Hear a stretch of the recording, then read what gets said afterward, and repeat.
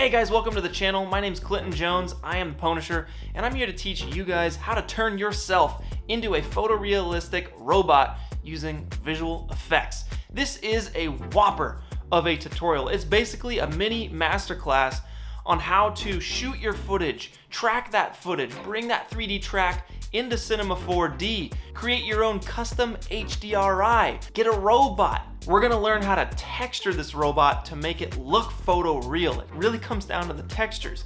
I actually got 50% off my Surface Imperfection pack for this week and this week only. From there, we're gonna slap on a Rokoko Mocap suit, record some custom animation. Then we'll wrap things up by talking about render settings. We'll export it and composite in After Effects. I promise you guys are gonna learn a ton about VFX by the end of this thing. And if you guys are new to this channel, it's all about learning and growing together in our creative passions. So, it's time to dive in and turn yourself into a robot, starting with shooting your footage. So one thing I'm going for and trying to keep in mind when I'm shooting my footage is two things.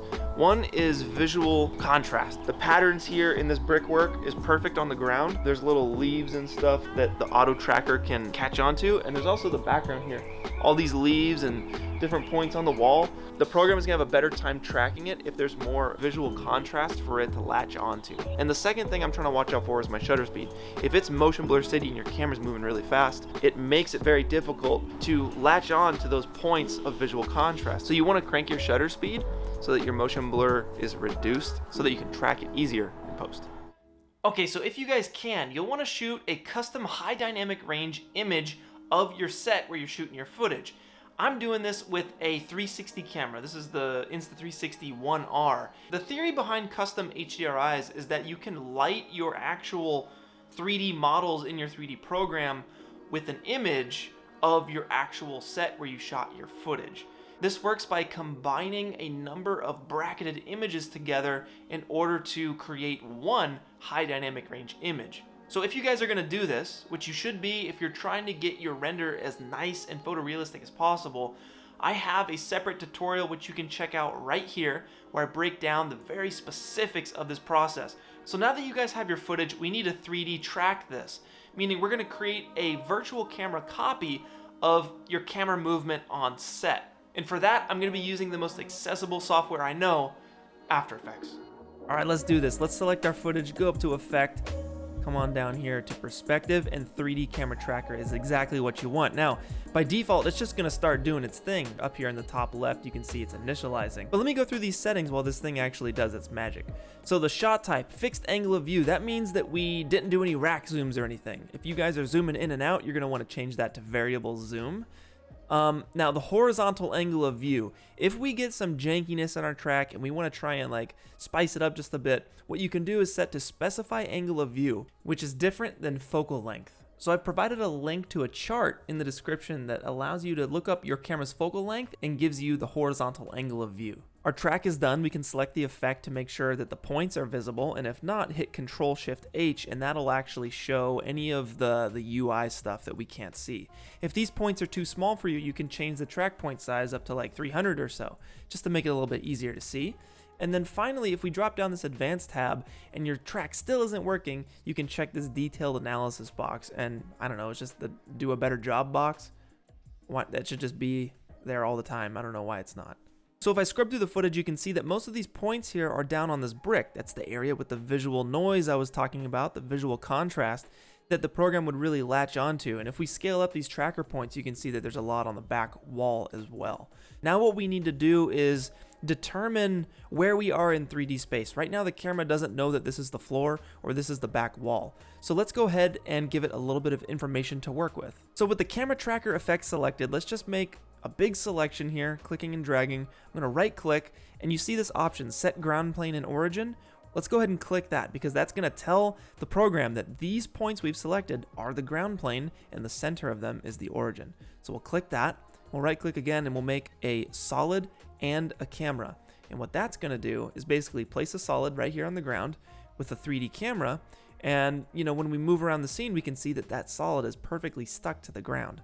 Now I do want to orient this a little bit, so I'm going to hit R, and then we're just going to rotate this around until it lines up generally with the patterns on the brick there. And maybe we want to put plane on the back wall there just to represent that wall in 3D space. So select all these points on the back wall, right click, create a solid, and there you go. You have a solid on the back wall representing that space in 3D. But what we're really looking for is that our ground plane doesn't slide all over the ground. You want it locked to that ground surface. And if you guys have made it this far, then we're good to go and ready to move on to normalizing our scene.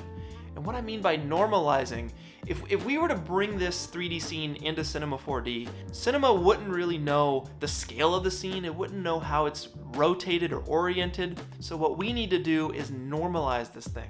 And I'm going to go back into After Effects and use a free script called Normalize. It's made by a guy named Action Movie Dad who has a lot of fun with his kids doing VFX. It's a very handy script that all of you guys should have because it's free and it'll save you a ton of time. So let's use this script to prepare our 3D scene in After Effects for Cinema 4D or Blender, Maya, 3ds Max, whatever you guys are using. So what we're gonna do is name our ground plane as ground. So if I go to File, Script, and I run Normalize, right? All I have to do is select the ground and the track and hit this first button right here, Normalize Track. Bam. And that's going to do a bunch of stuff on the back end. But basically, if I make a new solid and I make it a 3D layer, it's going to spawn that 3D layer right at the origin point, and it's going to totally be lined up and super easy and accessible for us to drop in 3D assets, not only in After Effects, but when we re-export this to C4D, it's going to be a lot more normal. It's going to be normalized. So let's go File, Export, Max on Cinema 4D Exporter, we'll hit OK. And now when I drop in a figure, it's much more accurate. We still need to adjust the scale a little bit, but the center point from After Effects is now aligned with the origin in Cinema 4D. You've normalized your 3D scene, you got past the technical jargon. This was such a hurdle for me going from 2D to 3D, it took me years to figure out. Now we're almost there, we're almost to the fun stuff. We just need to export a JPEG sequence so that we can see our footage in our 3D program of choice. So just hit Control-Shift/, change it to a JPEG sequence, and make sure you guys save it in the correct output. Go ahead and hit render. Back in C4D, let's go ahead and double click in the materials window down here, open this thing up, and in the texture channel for color, let's just go ahead and load our JPEG sequence by double clicking the first image. Now, by default, this thing doesn't play. We need to tell C4D how many frames it has. So click this little icon here. Let's go to animation and calculate. If your numbers are all astronomical, then you can basically hit Control K inside of After Effects, and that'll bring up your composition settings. Just make sure your start frame is set to 0. The last thing we'll need to do to make sure this thing's animating in our viewport is go to the viewport option and click Animate Preview. Now from here, we can hold down this floor button, make a background, and drop that material onto the background. And scrub through our footage, we can see that this character is sticking to the floor. But we notice that the character is a little too small. So what we actually need to do here is go to this tracking folder, and by default, it's in a null object. In order to do this correctly, we need to put it inside of another null object. So hit Alt-G to put that in a null. But if we start scaling this thing all over the place, it's not going to scale from the 0 point. That's because our gizmo is, off in some random direction. What we need to do is get that gizmo to the 0, 0 origin point. So to control the gizmo, we just hit L or click this little button over here, the axis tool. And down at the bottom here, we just need to zero out our position values. And then when we hop into the camera and start scaling our scene, you can see that it's scaling properly. We're not scaling up the figure, we're scaling up the scene. And the proper way to scale this, if you just click and drag, it will not work. So we need to actually type these numbers into the coordinates down here. So if I just hit 0.5 across the board, it's gonna look proper. One thing I'll actually do is stand in my footage to make sure that I'm getting the right scale, but in this case, I think we can just eye this up. And that feels about right. And the last thing we should do here is rotate our scene by 90 degrees. Alright guys, so now it's time to match the lighting. So whether you're using a custom HDRI or an HDRI from HDRI Haven, we need to take that high dynamic range image and match it to the footage, alright? So I know I mentioned I have that custom HDRI tutorial, but for those of you guys who want to stay put, I'm just going to do a really quick breakdown of generally what's going on with that. So in Photoshop, I have all of these bracketed images that I took on my Insta360 1R. I'm going to go to File, Automate, Merge to HDR Pro. I'm just going to add all the open files and hit OK. And this new window pops up combining all of these different images together into one 32-bit image. Let's go ahead and open that up, and we'll adjust the exposure to our liking. and we'll save it as a radiance file, .hdr. That's what we want, all 32 bits. Now in my case, I'm using Octane, but if you guys are using Redshift or Arnold, that's totally fine too. Again, if you're in Blender, we just need to make sure that we're in our render view. So as soon as you guys hit render, you can see your object and the world around it. Right now it's all white because we don't have an HDRI. Let's go ahead and change that. So I'm gonna go to Objects, HDRI Environment, and I'm gonna go ahead and load that custom HDRI that we created. Boom, and by default, we're actually seeing this HDRI in the background here. We want to switch over to path tracing. And if you guys aren't seeing the background, just make sure you go up to the Octane settings window here. And we can even some of these settings out. GI clamp set to 1, but really it's the alpha channel. We want to make sure you check alpha channel and uncheck keep environment. That way we're able to see our footage instead of the HDRI layer. But I want to show you guys this cool trick. Go ahead and make a sphere. And we're going to try and match our HDRI image to our footage. Let's create an Octane glossy material, change the index to 1. That way we get a chrome ball and we'll apply it to the sphere here. And now we're really set up to judge the lighting of the scene. The HDRI is more saturated. It's a little bit more contrasty too. Let's composite this HDRI image in the node editor. So I'm gonna click this environment tag, and right down here you can see this node button. So let's go ahead and scroll down and find the color correction node, and we'll drop it right in the middle there. The first thing I'm gonna do is drop the gamma down so it washes out the image a little bit, and I'm gonna take it down a little bit further. And the saturation certainly needs to come down, so we'll take that down to 0.8 as well. That's not far off. Maybe we can take the brightness to 1.2, and this feels a lot better to me. Now here's a pro tip. These white areas here in the HDRI are blown out compared to our footage. So if you give this camera an Octane camera tag, and we go into the camera imager settings, enable it, you can actually crank up the highlight compression to save some of those highlights. And the last thing to check here is that your HDRI image is oriented properly. So in the footage, right, we can see that we're facing this back wall here. And when I go to direct lighting, it switches to the HDRI. It's facing the back wall. So that way we know our scene is oriented properly. The light is coming from the correct direction. Finally, let's go ahead and add a plane. Hit T, we can scale it up. And let's make an Octane diffuse material. We'll drop that onto the plane, double click it. We'll go to the common tab and check shadow catcher. What that does is basically hide the plane, but keep the shadows. And that's very important for compositing anything into your live action footage, is keeping those shadows. That's what grounds it to your scene. I'm really excited for you guys making it this far, because whatever you drop into your scene at this point is going to be perfectly composited, it's going to be lit, and it's going to be tracked into your scene. So now let's throw in some robots. It's about time, huh? So I briefly want to go over 3 different methods to sourcing a robot, starting with building one yourself. So you guys know Peter France, if not even living in a hole somewhere. This dude is incredible. He's a Blender whiz kid, and he's kit bashing a robot with a bunch of photo scan pieces that he took from his phone. This is all just for free. He's doing it in Blender. He's using free software to photo scan his stuff, and he connected it to mocap data that he shot with his Rokoko suit and made something really sick. So another way of doing it is actually to kit bash it with pre-existing models online, like Vitaly Bolgarov's stuff. This guy is insane, and he has a ton of different packs that you guys can go through to build to your heart's content. Or you can just buy a model of a robot. CG Trader is my favorite place to go for stuff like this. It's very inexpensive and the quality is through the roof. Mookie has some seriously high detailed Gundams that are going to be perfect for exactly what we're going to do. So I'm going to buy this, bring it into C4D, and start building this thing out. So I know we need to optimize this model we just got and animate it, but I want to jump right to texturing, because that is honestly the best part for me, specifically the surface imperfections, getting it all scratched and nasty and weathered down. And I actually have a pack of 16-bit seamless surface imperfections for you guys to use. I'm running a 50% off deal on it for this week only. There's a link in the description. But if you guys want to learn how to create your own surface imperfections, I got another video breaking down the entire process, every little detail. All right, guys, let's jump into texturing. So we're talking like water drops on the top, we got leakage on the side, we got scratches on the edges, we got dirt in the corners, and that's all broken up very specifically so it's not uniform across the whole thing. We also are breaking up the reflection in a very specific way with some surface imperfections, and you got scratches all over the top of this thing. Once we build out this master material in 3 little chunks, Then all you have to do is duplicate this material and change the colors, and then you got your fully textured robot. So let's jump into this. All right, I'm gonna break down this base coat for you. It's in 4 little chunks, as you guys can see right here. Very simple, very straightforward. So I'm gonna just note this up front. Every time I bring in an image texture, it's attached to a texture projection node with the projection set to box and a transform node, so we can scale this, all these different textures up and down. All right, so here we go. 4 simple little steps. Starting with the roughness. If I were to just take all this stuff off, we can see that we're starting with a base Octane glossy material set to a blue color. If I just take this first piece and pipe it in, it's simply a fingerprint smudge texture.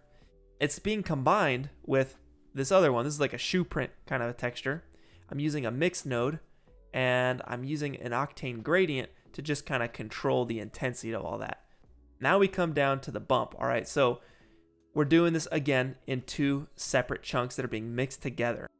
The first chunk is an Octane noise. This is a very specific case where the texture projection is set to XYZ to UVW. And I'm taking down the intensity of this Octane noise that you see here with a multiply node and a float texture. That's set to 0.1. If I were to set this to 1, that's what it would look like by default, that noise right there. But we want to take it down so it doesn't break up our reflections too much. That's part 1. And the final part right here is basically the same thing, but instead of noise, it's another image texture. And this time it is just like a scratch texture. And we're digging these scratches into the base material here. We're combining these 2 together with an add and piping that into the bump. And that is our base coat. Moving on to part 2. This is the scratches. We got scratches on the edges of all of these pieces here, as well as some scratches on the surface. Now, in order to see through these scratches, to see through our base paint and get to a material underneath, you need that material underneath. And it is a very simple Octane metal material with a roughness turned up. It's very simple, very straightforward. Now, we're combining our base coat with that Octane metal with a mix material, all right? So you have your slot material 1, material 2, and the amount is going to be a specific little setup that I'm going to break down for you guys right now. So once again, we're going to break this up into 2 parts, part 1 and part 2. We're combining them both to get this final effect. It all comes down to this dirt node. This dirt node is basically going to focus on either the edges or the corners. And I'm going to check this invert normal box to make sure it's focused on the corners. Now this is about half the work, all right? We have this thing focused with a small radius and high strength on just the corners of our robot. And it's uniform across the whole thing. But to keep it realistic, I want to break up these edges here with some more surface imperfections. So here's a scratch texture that's, slapped over top everything, and it's combined with a multiply node to this other scratch texture. It's just giving it a bunch of scratches basically over the top of this thing. But obviously, I don't want it this scratch. It looks kind of janky. So I'm using a add node to basically blend between this dirt node and the multiply. And that gets you this effect right here. It's just chipping away on the corners here. It's pretty uniform, and you can use this transform node to scale these things up, scale them down, do whatever you want, get the look you're going for. But I'm feeling this right here. I think it looks pretty sweet. So on top of this, we gotta have some scratches on the actual faces of this thing too. So I'm using another surface imperfection here from my pack to get some lighter scratches across the top of this thing. I'm combining step 1 and step 2 with a multiply node to get you the best of both worlds. You got the scratches on the edges as well as the scratches on top of all of these surfaces here. And finally, let's talk about the dirt. We have dirt buildup in the corners. We have leaky water streaks here down the side. We have water spots on the top and a general kind of wiped dirt across the entire robot. So let's go ahead and break this down. Once again, this is split up into 4 very simple steps. Each one of these steps are combined together in 2s, and then those 2s are combined into all 4 of them together to get the amount for this mixed material. Now, just like our scratches, we needed that chrome to basically see through to. And for our dirt, we just need a dirt texture. So this is an Octane diffuse material set to a tan color, mixing between the scratch mix material and this Octane dirt. All right. So let's break it down nice and simple, step by step here. Technically, this should be step 1. This is step 2. All right, so just like our scratches, we're using this dirt node. We're unchecking this box so it's hitting the crevices as opposed to the edges. And we want to break this up. It's too uniform for us, right? So we're actually going to use an Octane noise node.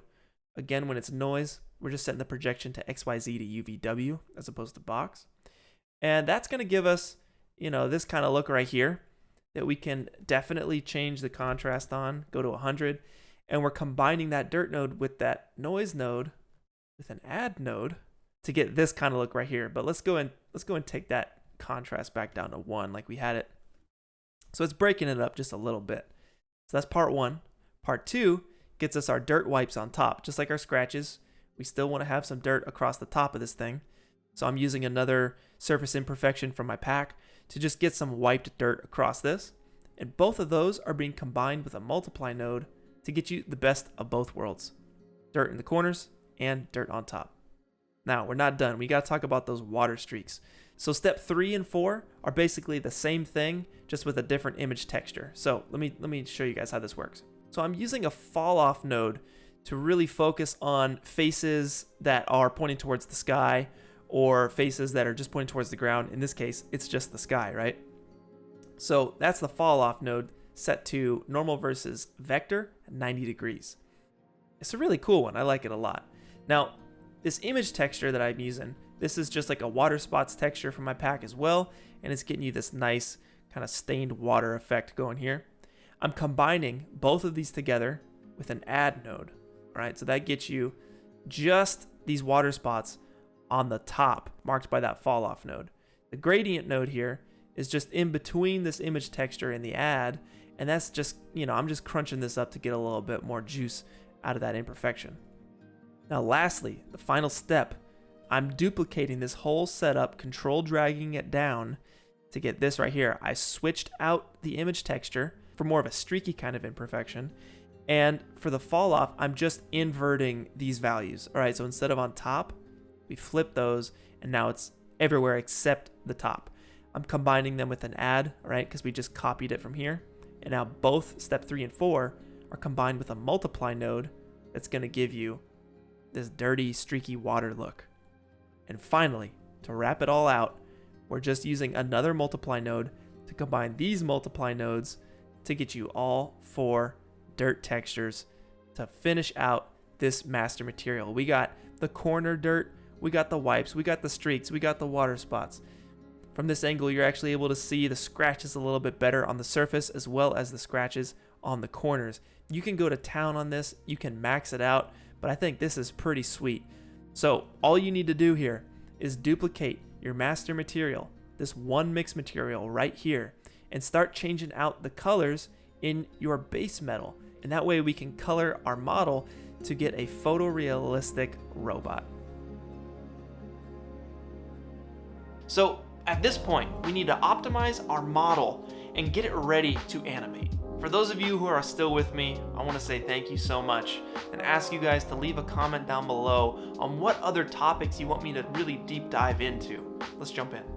In order to get this robot hooked up to some awesome mocap data, we need to break up the robot into a number of pieces here. Very similar to the structure of the mocap data. We want to break the robot up into shoulder, arm, forearm, hand.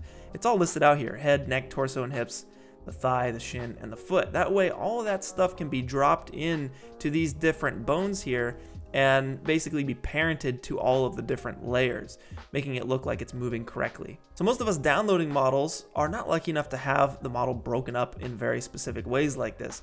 So how are we going to do that? So by default, this Gundam comes as one piece. It all moves together. We want to get it separated into its individual parts like you guys just saw. Now the best way to do that I've come across is to go into object mode and use the loop select tool. That's going to be UL on the shortcut. And you're going to want to select just the shoulder, for instance here. And I'm holding shift to select different parts of this thing. And if I hit the shortcut UY, that's going to be grow selection. And I'm just going to mash that until it basically selects all of the polygons on the object that I have selected. The gross selection tool basically works like a disease that just spreads across all the different faces of this model. This is a tedious process, but it needs to be done in order to break these pieces up to have full control over the animation of our robot. So I'll move these polygons away from the robot just to make sure I have everything selected. I'll undo that. And then we're gonna hit the shortcut U-P to disconnect these objects from the main robot piece. You can see that it made a new object. And if we go back to the Gundam, the original one, we can actually delete those polygons. And now if we solo this shoulder, we just have this shoulder piece. You know, we can name that right shoulder, and we'll continue doing this operation for all the rest of the limbs until we have everything broken up into all its individual pieces. Once they're separated, we can T-pose our robot, overlay it on top of these bones here, and then have them be parented to the motion tracking data so that it copies the exact movements that you made when you were in your mocap suit. Your robot is ready for animation. So let's talk about some motion capture data. Now, we're going to be using a Rokoko mocap suit to get some custom mocap data, but I want to fill you guys in on a really cool motion capture resource. It's a website called Mixamo. It's paired with your Adobe login, so if you guys have one, you can use this site and it offers you a bunch of different motion capture data, anything from jumping, flying, dancing, dying, literally anything you can think of, you guys can find it on Mixamo. This isn't a sponsor, it's just a fantastic resource that you guys gotta know about if you don't already know about it. So if you guys don't have either a Rokoko or Xsense motion capture suit, they can be a bit pricey. Mixamo is the way to go. But I'm going to be using a Rokoko motion capture suit. Now this is basically the same way we did Bosstown Dynamics. We used an Xsense motion capture suit in order to get custom motion capture data to tell a unique story. So if you got a Rokoko mocap suit, they're the most affordably priced ones on the market right now. Slap that suit on, do a few performances until you have data that you really like. But regardless, whether you're using Mixamo or a motion capture suit, you'll just want to import it here into Cinema 4D or Blender, whatever you guys are using. But it's very important that the first frame of your mocap data is T-posed. That way we're actually able to line up the robot or your model with the motion capture data for a perfect pairing. This is basically the home base. It's a way for us to easily line things up. It's gonna be a lot harder if you have to line things up from this random pose right here. It's finally time to bring our robot to life. We're gonna take that 3D model and we're gonna parent it to the motion capture data. So let me break down the theory behind this for y'all. Basically, if I line this thing up right on top of this mocap data, right, and we get it as close as we possibly can so that the hip joints are basically where the hips are, the knees are basically where the knees are. The joints of the robot should basically line up with the joints of the mocap data. The closer you can get this, the more accurate it's gonna be, all right? So let me just show you guys what this is gonna look like. If I drag the hips into the hips of the mocap data, you guys can see how the hips actually track with the hips from the mocap data. So you guys are gonna need to do this with all the different pieces of the robot. The shoulders, the arms, the hands, the thighs, the legs, the head, the neck, backpack, everything, until you get a moving robot that looks and feels about right. So the example on the right is clearly jacked up, and that's because these parts are kind of far away from the individual joints of the mocap data. You can see it really screws up your model, but on the left, I got those as close as I possibly could, even to the point where I scooted the arms in a little bit and kind of broke the model. You can scale these pieces up individually if you want to get even closer, but it gives you guys a good idea to see how the closer the joints are on your model to the joints of the mocap data, it makes for better results. Now here's a tip for you guys that you'll want to know. If your pieces get thrown off axis or start popping off in random spots, what you can do is basically select all of your objects, come down here to the coordinates tab, and if you drop down the freeze transformation button, you can hit freeze all. And by freezing them all, that means that's their base position, scale, and rotation. So if some things get thrown off axis like this and your model just starts getting all janked out on you, what you can do is basically reset those by selecting them and then hitting Reset PSR, and that'll take it right back to the original T-pose that you've had. All right, we're basically ready to render this robot. We have our scene set up, we have lighting that matches our footage, we have a robot that's textured with really nice surface imperfections, we've parented it to motion capture data, and I wanna go over a couple render settings and things to watch out for before you guys hit that render button. Now, motion blur is very, very important to the realism of your render, so make sure you include this. In Octane, what you want to do is give the object you want to have motion blur, in this case the robot, an Octane object tag. And then in your camera settings, make sure your camera has a camera tag. Under motion blur, first make sure that's enabled. And your shutter, what I do is actually just type in the number of my shutter speed on my camera. So if I shot this footage at 1/60, I will literally type in 1 divided by 60, and that will give me the proper motion blur for the camera. Now, I know I shot this at 1/320, but I want to add motion blur back into the footage using Real Smart Motion Blur. So I'm going to meet it up in the middle, probably 1 divided by 120 or so, to have a little bit of motion blur in there. It's going to make it look nice, and it's going to be better than doing motion blur in post because you get the true highlight streaks. Oh, and make sure your shutter alignment is set to centered. You want it to be right in the middle. So the shadow pass, we want to make sure that we render our robot and our shadow as separate layers. That way we're able to have the most control over it in After Effects. So what I'm going to do is on my plane that I have my shadow capture object on, I'm going to give that an object tag. And in visibility, I'm just going to uncheck camera visible. That way I just get the robot render. But when we come back and that's completed, you'll want to just uncheck the visibility on your robot, but recheck visibility on your shadow plane. And you'll do a second render. That way we have both of these elements individually rendered for the most control in post. And finally, some Octane settings. All right, so your max samples, if you have the time, definitely set this to a higher number. I like to go 1200 plus on renders like this. And your GI clamp, that's going to be set to 1,000,000 by default. And you might see some fireflies and some white spots in your render. If you're seeing that, just set it to 1. And another thing to note here is the alpha channel. We want to make sure we have the alpha channel checked. That way, we're actually able to composite our image on top of our footage. And finally, if we go to this far right little clapboard icon, we can get our final render settings. Definitely make sure that your width and height is set to the same size as your video. Frame rate, I usually like to keep as a whole number and then scale it down in After Effects to 29.97 if need be. Frame range, usually set this to all frames. And in Octane Renderer, we can set up some render passes. If you're using the denoiser, which is found in the camera tab under Camera Imager and Spectral Denoiser, if that's checked, you want to make sure that you use Denoise Beauty Pass by default. And then under render passes, if we're going to be doing this, you can check that, find a destination for it, and just click the ones that you find useful. I render OpenEXR sequences. That way it kind of has a built-in redundancy. If the render fails, I'll just pick it up from the last frame.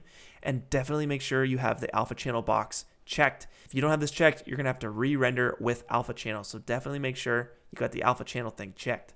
And once your render gets going, you can go to the Layer tab, and you can confirm here that your alpha channel is indeed working by going to the single pass option.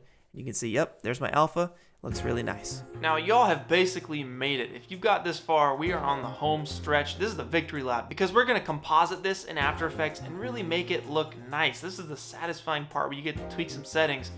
I already have the thing composited, but I'm going to go through all of my settings and all of my layers to make sure that you guys are getting the best information on how to composite your robots into your live action footage.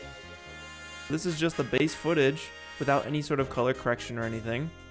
Now on top I have a color grade. It's just a Lumetri color effect, and I'm just adjusting the contrast, the highlights and shadows, and boosting the saturation a bit to give this, some more life to it. So let's start with our robot here, okay? So we'll double click to import our sequence, whether it's an EXR or PNG sequence. All you have to do is double click on this file and it's gonna open up. Now by default, this file, if you go to interpret footage main, is set to pre-multiplied, and you can see there's a real nasty ring around our robot. You're gonna wanna switch that to straight unmatted if you wanna get rid of that. And also make sure that your frame rate is correct and matches your scene.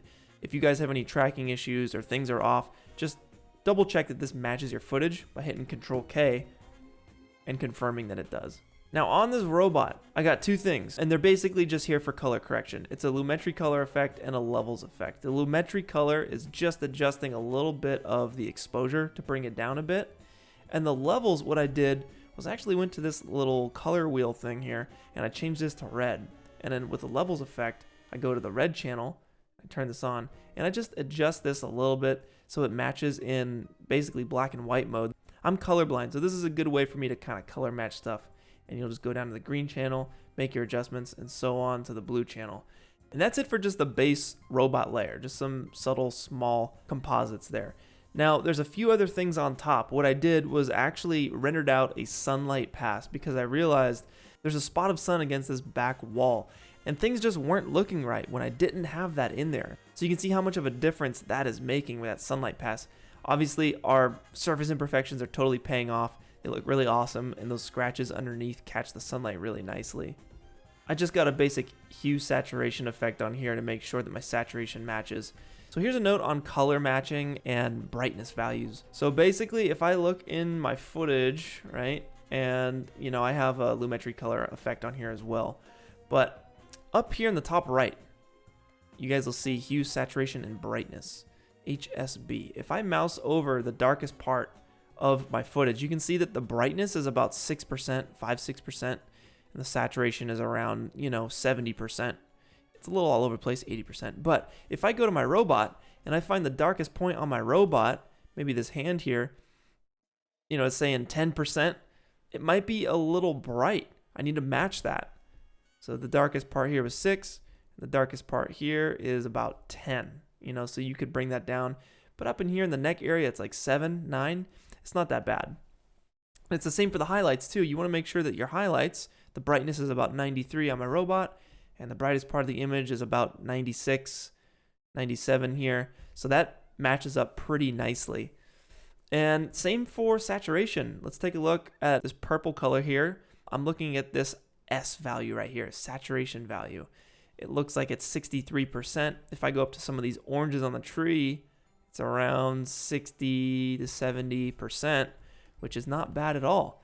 So that's how I'm matching my saturation and brightness values. And finally, I just have a little reflection pass on this robot. You can see on the edge of his helmet here, there's a little bit of something just kind of brightening up and blending it into the sky a little bit more. Now, shadows. Obviously, we need shadows. So here's that soft shadow pass that's rendered out, and that really grounds our robot to the floor here. And this is something that you can come in here with a levels effect and go to the alpha setting and just crank this up and down a little bit to adjust it. Since we have that sunlight pass on our robot, I actually rendered out a hard shadow as well. So if I open that up, you can see here that the hard shadow just kind of turns on in this little sunspot area. And I have that hooked up as an alpha matte to this shadow matte basically. So this shadow matte, if I make a black solid and I make it 3D, all I'm doing here is basically hitting W, holding shift to rotate it down flat on the ground, and I'm moving it back here, and then drawing with the elliptical mask tool a mask around here. And I'm just saying, like, the area that I'm going to select is the area where the shadow is going to be able to play. And that works because I have this shadow layer beneath this shadow matte layer. And you want to set the shadow layer to alpha. And that's going to say whatever is inside of that black space, this shadow will be visible. Anywhere outside of that black space, and it will be invisible. So I can adjust this by hitting MM and kind of working the expansion if I want to have the shadow kind of creep up towards his legs a little bit more, or I can creep it back in towards the bushes a little bit. Yeah, that makes a huge difference. And finally, the very last thing I'm doing is adding a little reflection of this robot underneath. If I were to take off all these effects here, you can see I basically just rendered out a mirror that I'm using a color key effect to get rid of the white, edge blurring it a bit, and tinting it to the color of the ground, rippling it to distort it, and adjusting the opacity. So it's very, very subtle, but it's in there, and it adds a little bit to the realism there. And finally, I'm just going back to the footage here. You guys can see that I'm adding motion blur with an effect called RSMB, or Real Smart Motion Blur, and that matches it up to our robot nicely. If you guys got some sweet renders to show me, hit me up on Instagram or Twitter at _Punisher_. And for the last year, I've been building a Discord server for a community of artists just like you guys, and we do weekly challenges. Last week's theme was Giant, and the renders that came from that are insane. You guys are getting so good, your skills are growing so much after consistently working. The point of this channel is to learn and grow together, and you guys have definitely done that, and it's been a blast doing it with you guys. Now in the next couple weeks, I want to do another render montage. And if you guys missed the first one, it's basically a huge montage of renders from other artists who I've given a template to, basically, to create a piece of art. And I combined them all together, and the work was stunning. It blew me away. I gave away a bunch of cool prizes, some graphics cards, and I want this second montage to be even bigger, even better, and have bigger prizes as well. So subscribe if you guys don't want to miss that. And every Saturday, I'm doing live streams for you guys in Cinema 4D. We're learning and we're growing our passion together. You got to do it consistently. That's the key. That's the way you get better. But guys, this has been a long video. I'm exhausted. It's the night before I upload it right now. And I still got a lot of work to do, so I'm a bounce, guys. Thanks for your time. Thanks for learning with me. I'll catch you guys soon. Peace.